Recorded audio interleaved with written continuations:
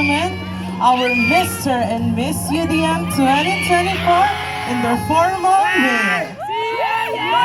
Very stunning. And very elegant, full of poise ang ating mga candidates.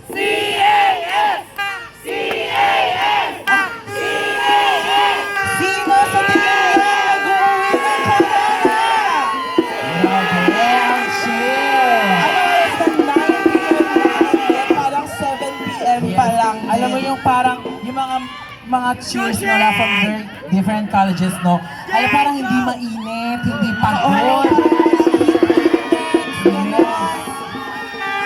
So let's ask our candidates. Kung kanina we interviewed our judges and our Audience. audiences, let's head on to our candidates.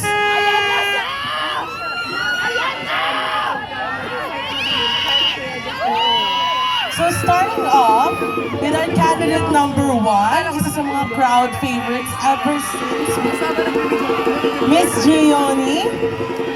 What can you say about your journey as an MMUDM candidate so far?